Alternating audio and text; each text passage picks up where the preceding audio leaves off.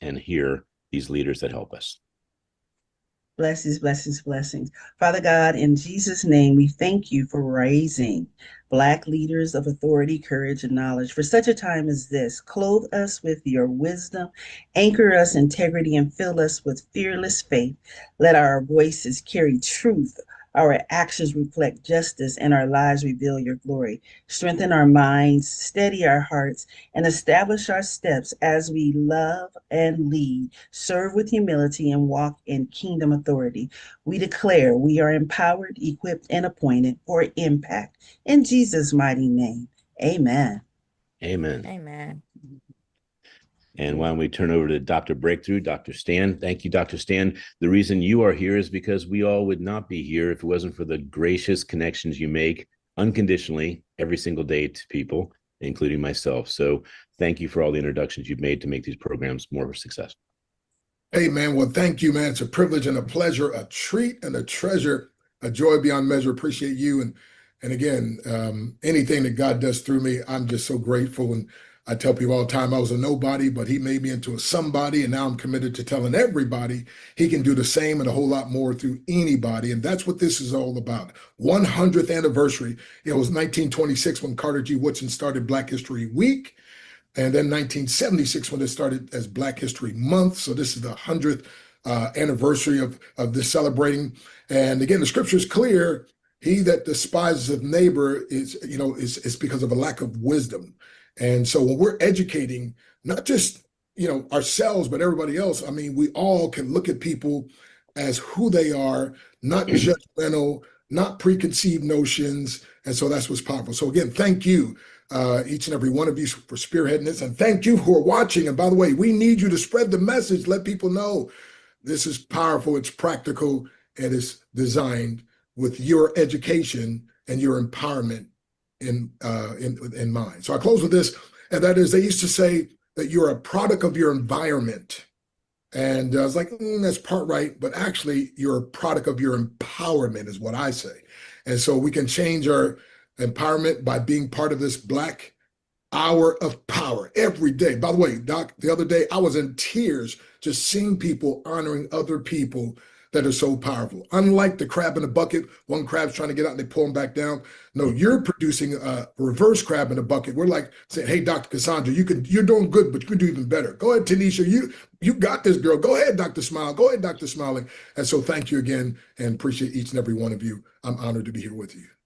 Thank you so much. And finally, I'd like to have the voice of our director of events, who has a very, very big shoes to fill. She does all these events. We have over 300 events in February, and I don't know how we do without her. The Smile Channel rejoices because of her smile and her spirit. Thank you, Tanisha. Well, thank you. Thank you so much, Dr. Smiley, for this vision and allowing me to participate and be a part of the execution of it all. We're excited about so many people being illuminated in this month. There is such a great opportunity. And the wonderful thing is that you still have time to participate. You still have time to share about the leader, the Black leader that is influencing and impacting you. So make sure you go into the comments and click the link where you can sign up to be a part of this Bold Leaders of Authority, Courage, and Knowledge. It is going on every single day in February, every single day for just 1 hour for you to share about the leader you know, and 1 hour for you to learn about leaders that you have not even heard of yet. I've already been reminded of some people that I had forgotten about and been encouraged about some people that I was like, oh, I forgot they did that. Oh, I never heard of them. And so if you want to learn something new, if you want to be a part of someone else learning something new, then this is a great opportunity for you. And even more so, share it on your socials, share it on your email list. Listen, copy the link and put it in your email list and blast it out for Black History Month, because we want you to be a part. So we thank you for supporting, and we look forward to bigger and better. Well, I have a surprise for the three of you, because there are so many people we can speak about, and this month is actually taught me a lot about how people are ticking, like how they're inspired. But gratitude is when you actually share how someone touched your life. And I want to share this because there are not enough days in the month for me to speak about the people I would like to speak. But if anyone would like this list of 200 amazing, inspiring leaders, I am going to be speaking about several of them. But this list is available to you. It gives you ideas of who you can speak about, and there are 200, and I will whip through this a little quicker here. And you can have this absolutely for free. And please nominate somebody who wants to speak about a leader if it's not you. Thank you very much, and welcome to Black History Month, Hour of Power.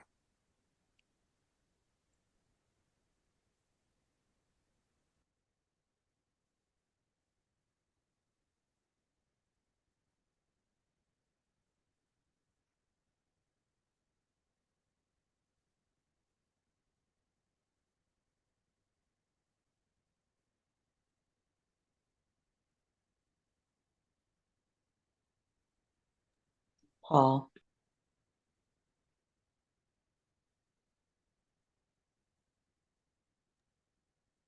Unable to start the video.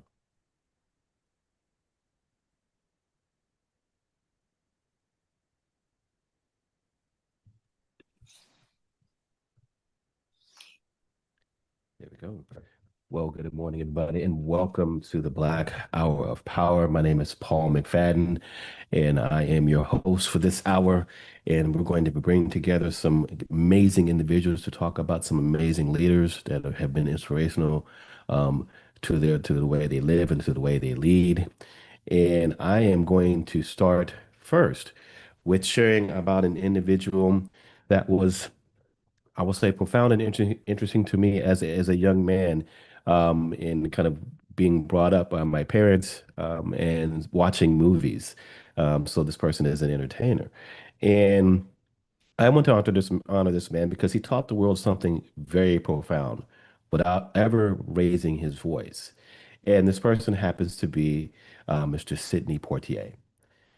And so Sidney Poitier didn't act just in the films, right? That wasn't just his only role and impact in the world. He stood inside moments when America was still deciding who was allowed to be fully human on the movie screen. And he made a radical choice at that time that he would not play diminished versions of himself so that others could remain comfortable. This decision changed history, not only history in the world, but history in filmmaking. And so what he did, and Sidney Poitier became the first African American and Black man to win the Academy Award for Best Actor. And what's even more important is that he refined what Black excellence looks like in a world that had really allowed it to ever be seen. He chose roles that carried intelligence, roles that carried moral clarity, roles that depicted self-respect, not to impress people, but to represent. Here's what many people forget about Sidney Poitier. He paid a price for that dignity. He was criticized for being too polished. He was criticized for being too proper, too restrained. But what he was really doing was refusing to collapse himself to fit into someone else's fear. And that right there takes a lot of courage, a very specific kind of courage. Sidney Poitier embodied Black leadership long before it even had a name. Bold by choosing self-respect in hostile spaces, leadership authority because or by commanding presence without domination, courage by standing composed when provoked, knowledge by understanding that how you show up teaches people how to treat you. Now, he didn't fight every single battle, but he did change the terrain. In a world that rewards outrage, Sidney Poitier reminds us of another way, that dignity isn't weakness, that composure is not compliance, and that restraint can be revolutionary. He showed us that you don't always need to be louder to be heard. Sometimes you just need to be unmovable. And he did that really well. We're talking about Black History Month, and Black history is not only about breaking barriers. It's about redefining what's possible on the other side of them. Sidney Poitier didn't just open doors for people. He did something even more special than that.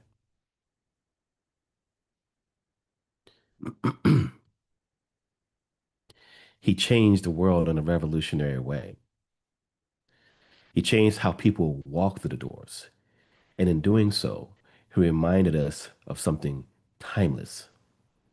Your dignity is not something that you earn, it's something that you decide to live and embody as a legacy. And for those who have been inspired by this story, I invite you to become a leader that leads in a bold way as well. Thank you very much.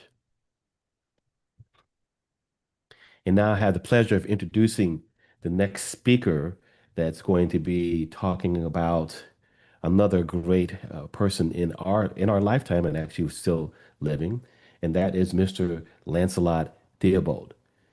Lancelot is a transformational coach, professional, former professional football player, an accomplished dancer, tap dancer, a master tap dance teacher, someone who's helping people move from stuck to unstoppable through reinvention, mindset mastery, and aligned action.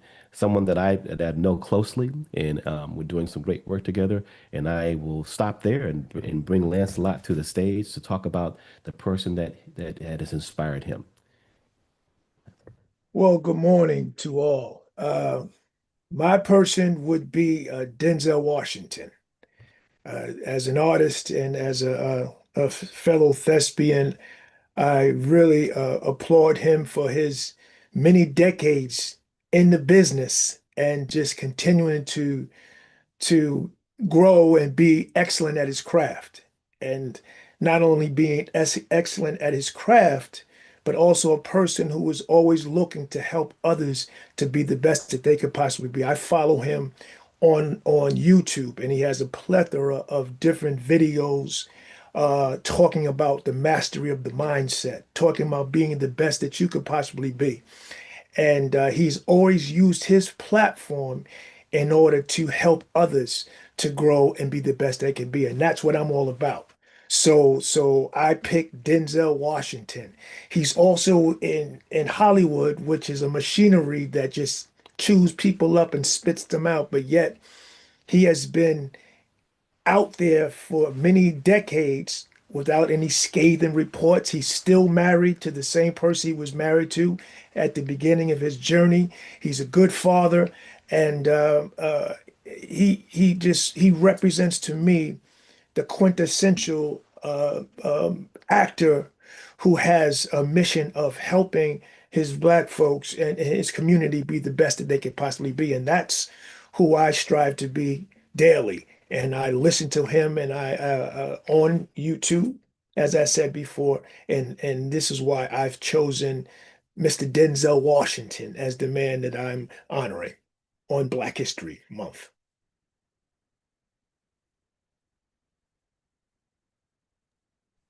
That's amazing, Lancelot. And thank you for sharing so much about Denzel Washington. What's really interesting, and it is timely. I talked about Sidney Poitier, and I remember there have been a few opportunities where Denzel has spoken to crowds, and whether it's been in the graduation, Yes. commencement Yes. ceremonies, or just Yes. speaking to folks, and he talks about the inspiration for his acting Hmm. was Mr. Sidney Poitier. Yeah. Yes. um, and a lot of people, don't make the connection because of, of actors of old. But I love that you talk about Denzel Washington. He's still making a great impact today, as an actor, as a leader, as a black man in our community. Mm. And so, thank you for sharing such a inspirational talk about him as well. Thank Mm-hmm. you, sir. You're Appreciate you, welcome. my brother. Yes. All right. And next, we're going to be bringing up another individual who I will say has defied, the odds in many respects. And I know this person's personal story. And the next speaker that we're going to bring up in a moment is Anthony Cutno. I'll say Sergeant Cutno. This individual was with the U.S. Air Force and the U.S. Marine Corps. He's a motivational speaker, a trauma coach, the founder of Divine Warriors Dimension. I mean, he helps others to turn trauma into purpose through faith-driven resilience. And this brother has spoken in many different avenues and many different venues, and I've had the honor of speaking next to him and with him, and just listen to the story that he unfolds and weaves, talking about his own experiences and how that relates to helping others. And so I'm going to bring up Sergeant Cutno to talk about his inspirational speaker, inspiration for this Black Hour of Power. Sergeant Cutno.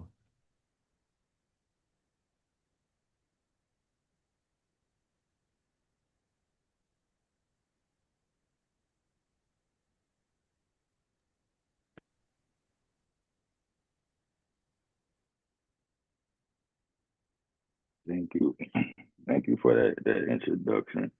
And, yes, my name is Anthony Cutno, and I'm also going to be talking about Denzel Washington, but not specifically about his career. For me, he inspires me on how he handles his personal life and what he does in his personal life.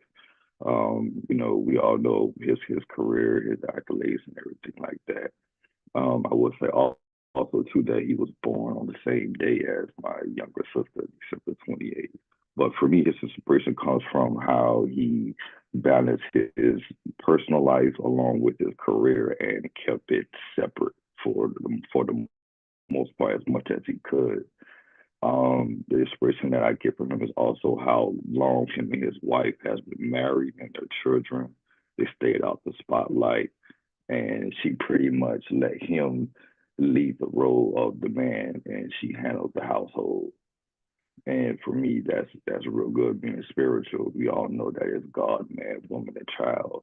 And that's one thing that he always kept up for his career.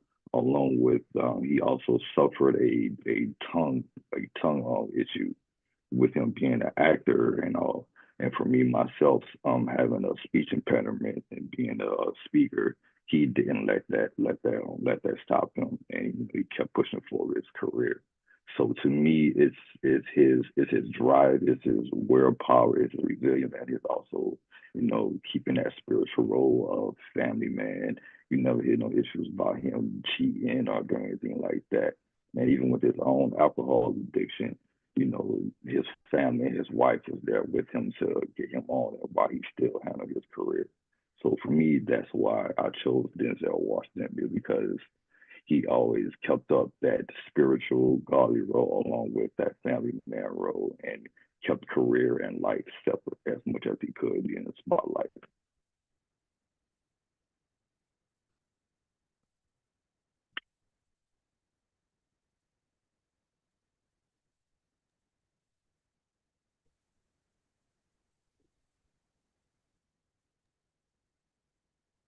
That's pretty amazing, Sergeant Cutno. Thank you for sharing additional information about Denzel Washington. And you are correct in that he has been one of the few actors that have stayed out of the spotlight, and we'll say in a negative way, and how he has devoted his relationship not only to his family but to God, and be able to live and walk in that path, which I think is really unique for many individuals to be able to do. And there's many people who like to talk, but yet they fail to walk the walk.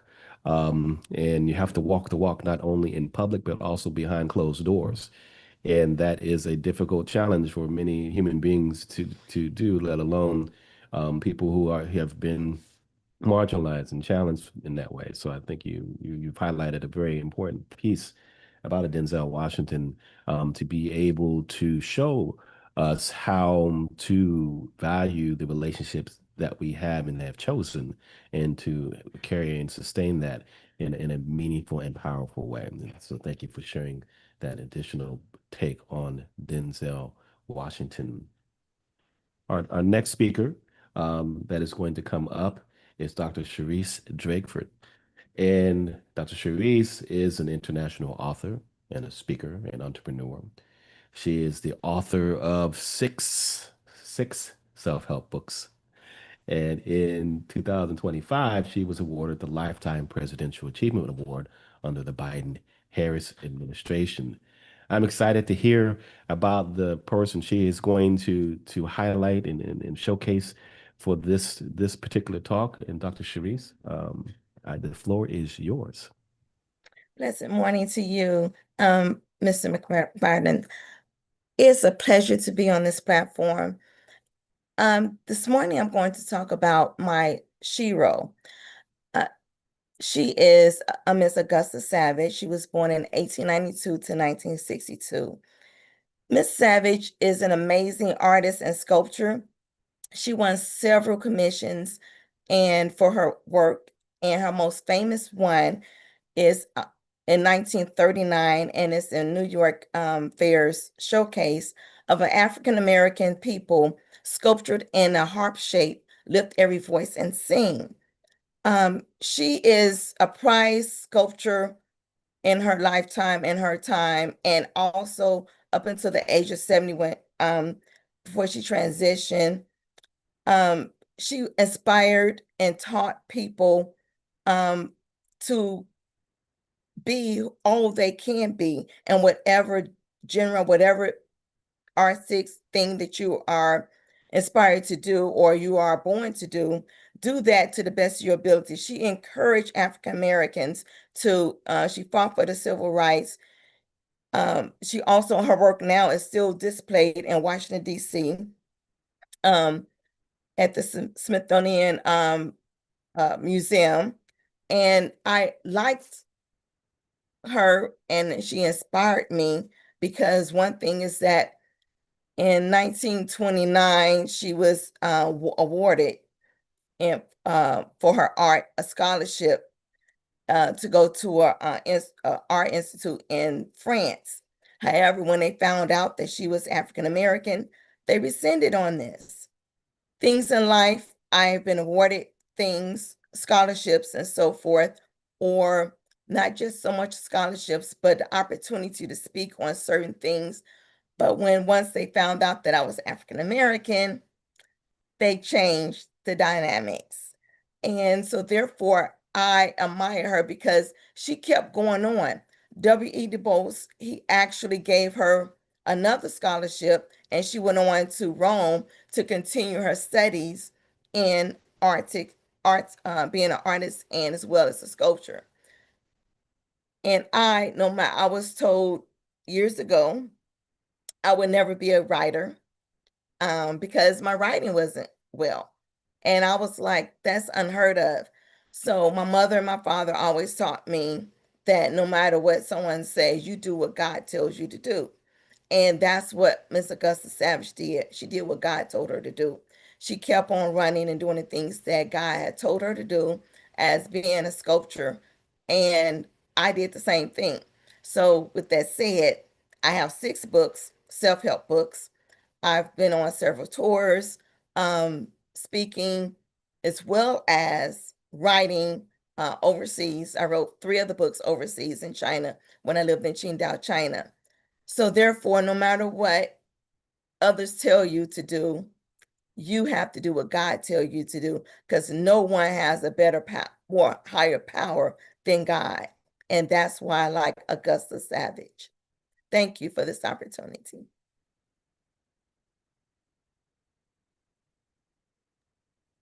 Thank you, Dr. Sharice. That you bring up a very poignant mindset that everything happens for a reason, and there is a master plan, if you will.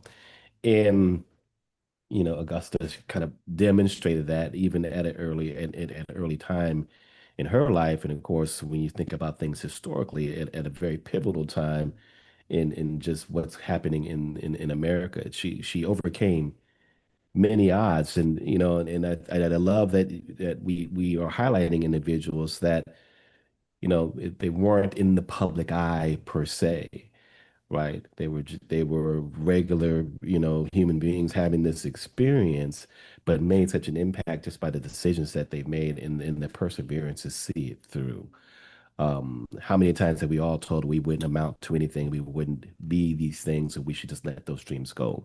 But she learned early on that this is divine providence in many respects, and if this is what's meant for you, you will then see that through, and that of course had an impact on you as well. And so certainly thank you for highlighting Miss Savage, and her experience and her journey, and how that has inspired you to achieve the things you've achieved, and hopefully um, put out there to everyone else that we can all achieve great things if we just, number one, put our mind and attention to it, and don't listen to the voices and the naysayers that are out there telling us that we can never do. There's always a way, and there's always That's a so plan. true. Absolutely. Thank you for your time today, and thank you And for thank being here. you. Absolutely. All right, next.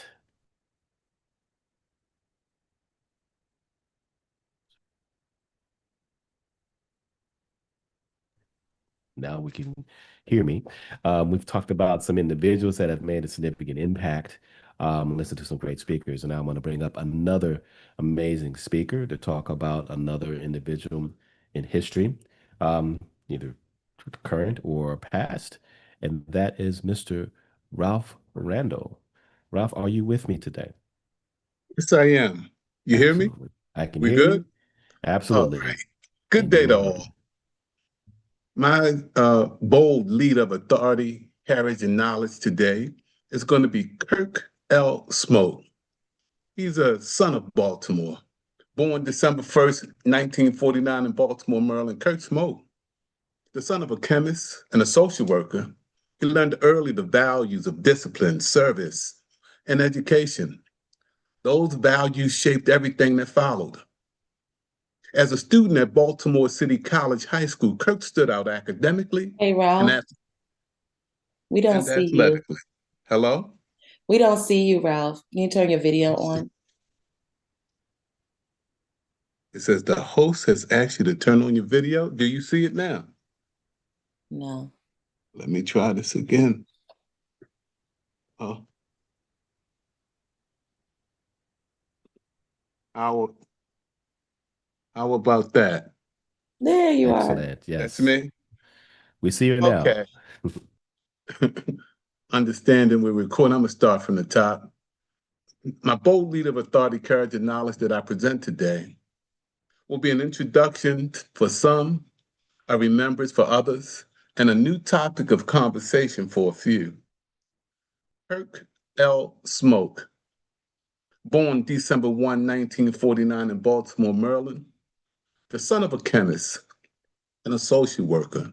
He learned the early values of discipline, service, and education. Those values shaped everything that followed. As a student at Baltimore City College High School, Kirk stood out academically and athletically. On the football team, he was the quarterback, the team's leader. In 1966 and 1967, he guided the City Knights to 2 undefeated seasons and back-to-back championships. But even then, his leadership extended beyond sports. He was president of the student government. He tutored young men in the Lancers Boys Club, demonstrating early signs of his community-centered mindset. Smoke was a heavily recruited scholar athlete. Yale University sent NFL legend Calvin Hill to engage him. Smoke entered Yale University in 1967 and continued to stand out, not only as an athlete, but as a student and stabilizing force. During the 1970 New Haven Black Panther trials, tensions on campus ran high. Students were ready to protest, classes were on the verge of being shut down, and emotions were raw. Smoke stepped forward as a student leader who helped calm the campus. Even at that young age, he understood something essential. Leadership is not about volume, it's about vision, steadiness, and the ability to bring people together. He graduated from Yale in 1971, earned a Rhodes Scholarship, studied at Oxford, and later completed his law degree at Harvard. His academic success established his preparation for a life of public service. Smoke returned to Baltimore. He served as an assistant U.S. attorney and then as Baltimore's state's attorney. In 1987, he made history by becoming the first elected African-American mayor of Baltimore. He won a narrow election victory with 3.5% of the vote. His victory signaled that Baltimore was ready for new ideas, new leadership, and a new direction. Kirk Smoke's tenure as mayor from 1987 to 1999 was marked by a bold, sometimes controversial, but always forward-thinking initiative. Kirk was the best academic resume in the history of Baltimore City mayors. Kirk's literacy campaign with slogan, "The City That Reads," earned him national literary awards from President George Bush. Smoke pushed for the demolition of high-rise public housing projects and replaced them with lower density, family-centered communities. His support for needle exchange programs was ahead of its time. Today, many cities follow similar models, but in the late 1980s and early 1990s, that was groundbreaking. Under his leadership, Baltimore attracted a new NFL team, the Ravens, and secured federal empowerment zone designation, bringing millions of dollars for community development.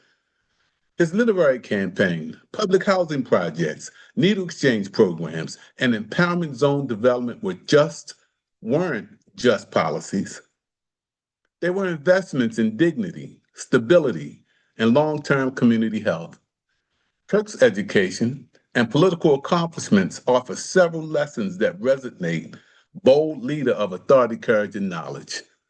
Education as empowerment, community-centered leadership, calm in crisis, courage to innovate. Although a Maryland politician, his reach was national. Mayor Kirk Smoke spoke at the historic Million Man March, October 16, 1995.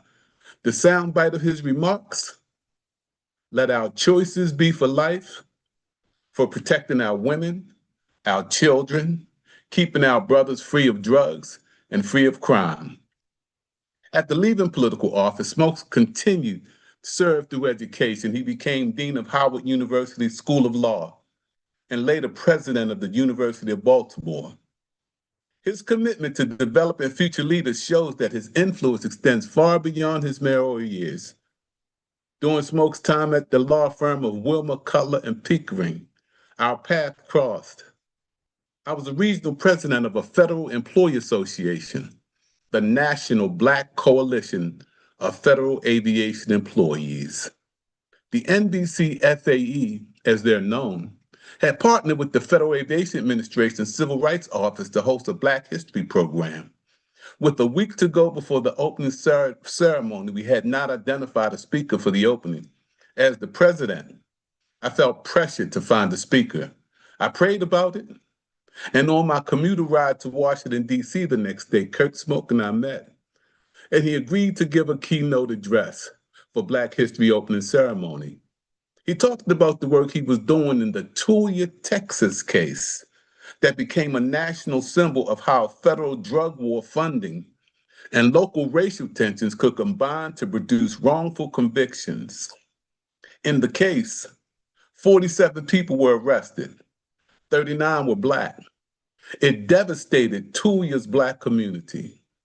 Trials were swift, juries were not racially representative, and the prosecution relied entirely on a popular white undercover narcotics agent. His words, "No drugs, no money, no recordings, no corroborating witnesses." 35 of the convicted individuals were pardoned by Texas governor after courts acknowledged the lack of credible evidence. The Tulia case remains a landmark example of how unchecked police authority and racial bias can produce mass wrongful convictions. Kirk Smoke's story It's the story of a Baltimore son who rose to lead the city with intellect, courage, and compassion. His life teaches us that leadership is not about titles. It is about service. It is about the willingness to stand firm when others waver, to innovate when others hesitate, and to believe in people when others doubt. From his teenage years tutoring younger boys to his political focus on people and neighborhood, Smoke shows that leadership is service. As we reflect on his legacy, be reminded that every city, every community, and every generation needs leaders who think, leaders who read, leaders who serve, and who dare to imagine something better. Kirk L. Smoke, a bold leader of authority, courage, and knowledge. Thank you.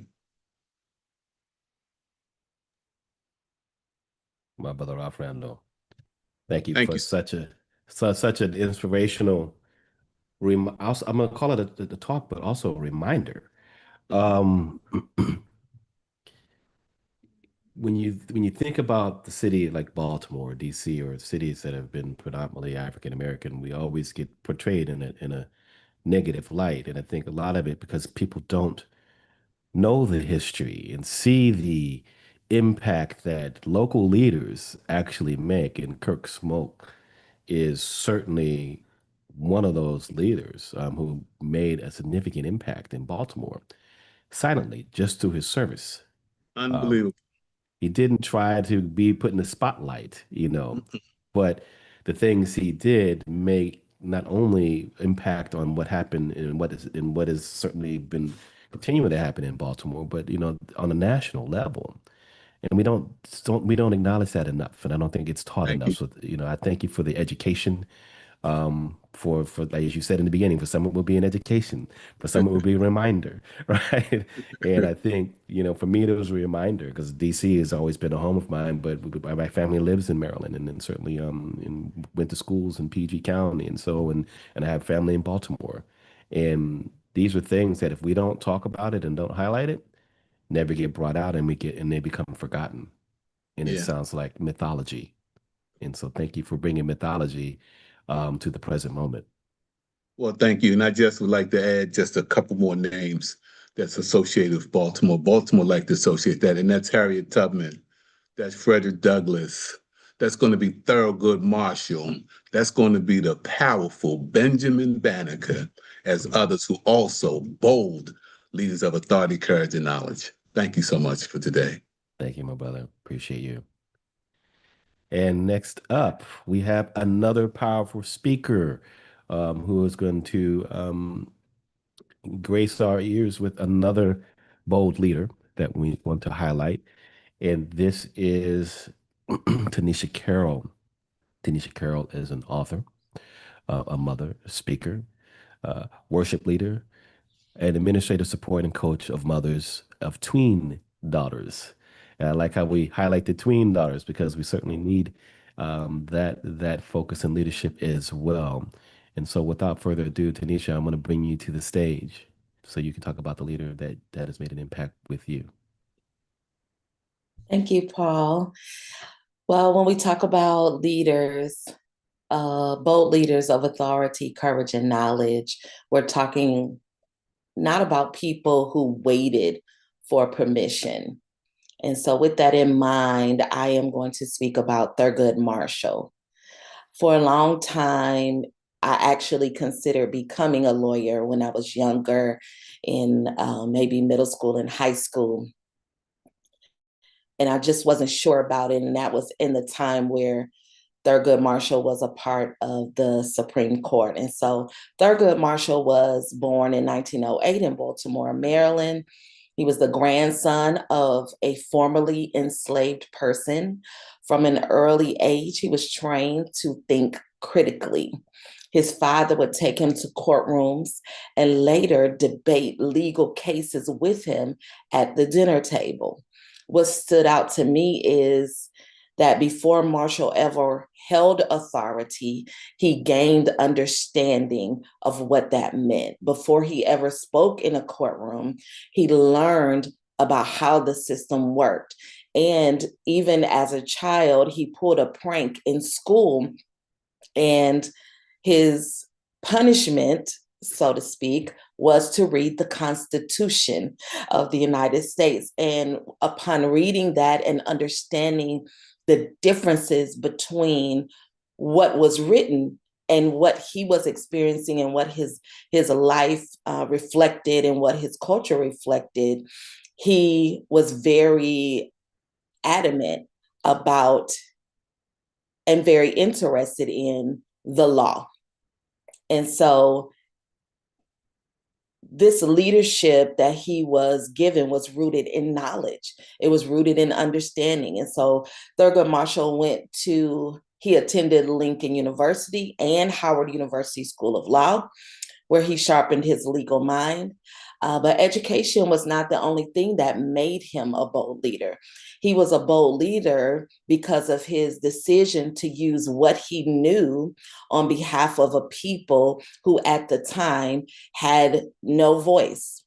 As the lead attorney for the NAACP Legal Defense Fund, Thurgood Marshall argued 32 cases before the United States Supreme Court and won 29 of them. The level of success that he experienced did not come by chance. It came from preparation, from discipline, from belief that the law could be used as a tool for justice rather than oppression. And this leadership was grounded in authority. Marshall's most notable case was Brown versus the Board of Education in 1954, which most are very familiar with. This dismantled the legal doctrine of separate but equal. It did not only change the school system, it changed the moral direction of the nation. Thurgood Marshall stood before the highest court in the land and declared that segregation was unconstitutional, unjust, and unsustainable.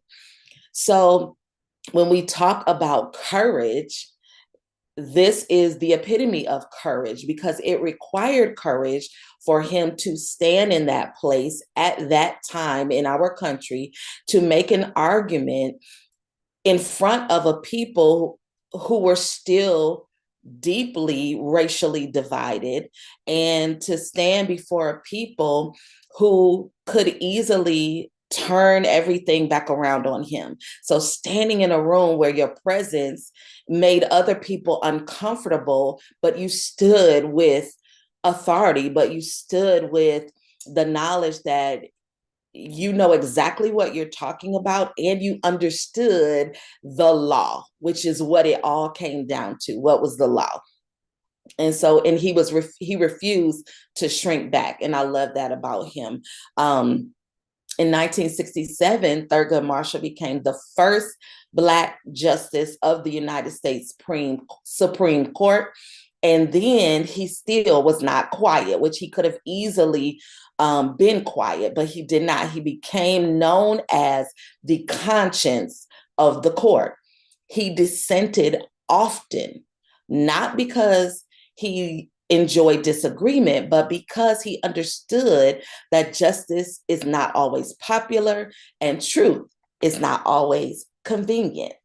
And so I really appreciated Thurgood Marshall and learning about him, and not just what he accomplished, but how he remained anchored in purpose. He never forgot who and what he was fighting for. He did not allow position to dilute his conviction.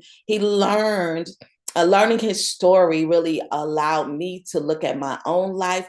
And at this time, when I'm really reflecting about it, it really began to build up those things that I was interested in him in the beginning. I began to remember, because he was a person who would not stay silent, as we talked about, but also caused me to consider, what happens when you have people with knowledge who do stay silent.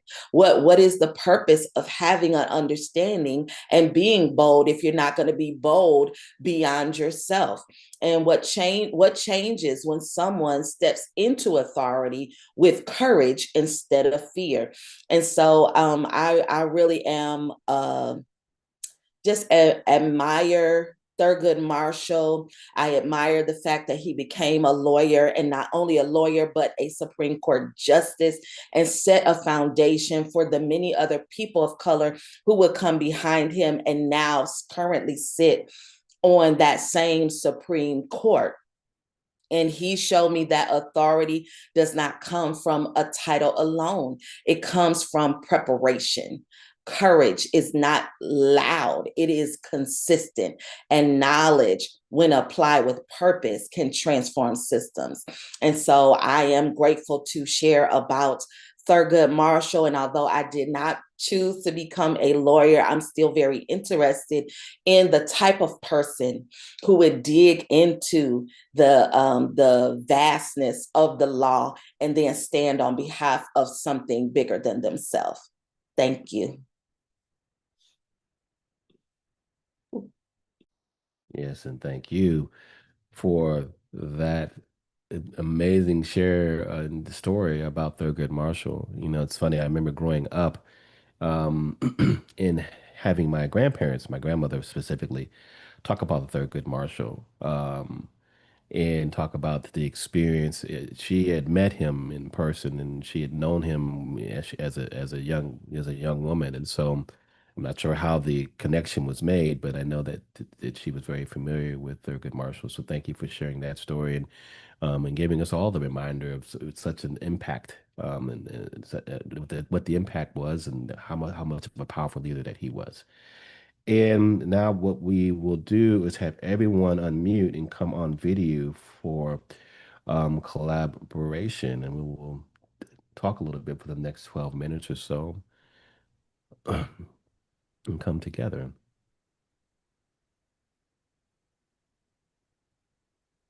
Dr. Sharice, Tanisha, awesome. Ralph, you still there?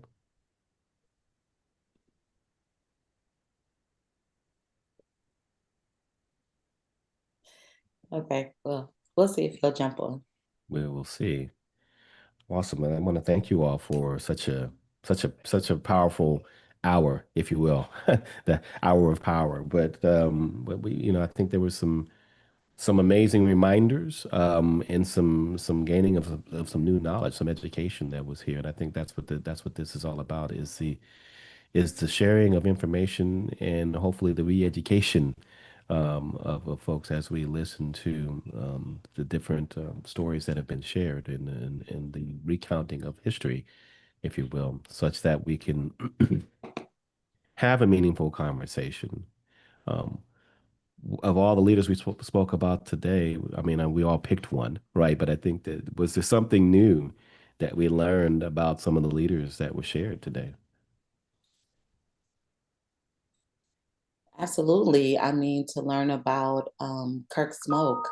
I'm not from the area, and so I really had no understanding of who he was and just the great impact that he has had in that Baltimore, D.C. area. So definitely an opportunity to do a little bit more research. And I mean, Augusta Savage, I just typed her name in just to see some of the things that she created and during the Harlem Renaissance. So really, really fabulous. I always appreciate learning about new people that I haven't really experienced before. So thank you for that. Yeah. Yeah. You learned some things about Augusta Savage. Powerful, powerful, powerful things. That was a great learning. I just would add one thing about Kurt Smoke. The governor of Maryland, Wes Moore, was an intern of Kurt Smoke's, and now he's governor. It's a powerful connection that we make in moments of our lives. We have no idea who we're touching. And the reason I'm grateful for this opportunity to share. Never know who will listen in and be inspired by what we've shared today. I ditto to both of you, and learning more about Thurgood Marshall, learning, and I always wanted to be a lawyer too as well. I love to argue about the right things. However, and not a lawyer. And also Kurtzman, that's something he was someone I never thought about, or knew about, I should say. And I learned a plethora of information. Denzel Washington, some things new things I've learned about him as well. So it's just a lot. It's a plethora of African Americans, unsung heroes, I call them, sheroes and heroes. They have done so much to inspire us, and no matter what, we are sitting on the shoulders of people who have actually walked the walk and talked the walk. And it's by their inspiration and their dedication to do the things they did in the past have made the pathway for us to be who we are today, and to make a new path and a new journey to uplift young people, the tweens, uplift everyone as well as adults ourselves, because we learn every day. I love education. My degree is in education because that's a every day you learning something new. Dr. Smiley have 200 people listed, but there is more. And so there is a lot that we don't know, but if we don't read, open up the book, or listen to other people with the listening heart and mind, and not just to debate, then we can learn a whole lot more. So I'm grateful to be on this platform with you all and just have an opportunity to share as well. Absolutely. Yeah, I would echo those sentiments that you all have shared wholeheartedly. I think that too often, or more often than not, we tend to focus on the folks that have had I'll say a national or international spotlight. We hear about the Martin Luther Kings, we hear about the Rosa Parks, we hear about the folks that I mean they're certainly recorded in the history books, right? And rightly so. But there are so many, I'll call it unsung heroes, right, who have carried on a legacy, and that have left a legacy for us to kind of follow in their footsteps. And I think the biggest reminder is that those individuals that we talk about are no longer there, many of them, right? And it's really up to us, those who are here now, to inspire the same leadership in the generations to come. And sometimes that means that we have to do the hard thing. We have to do the unpopular thing, right? We might have to do the thing that's unthinkable in some respects. But, excuse me, if we don't do that thing, nothing changes.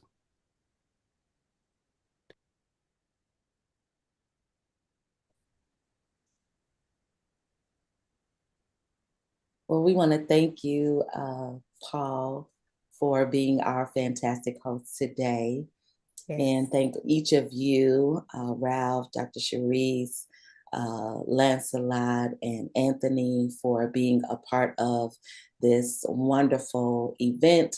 We are broadcasting live every single day in February here on the Dr. Smile channel, the Smile channel, I should say. And so come back every day and share the link.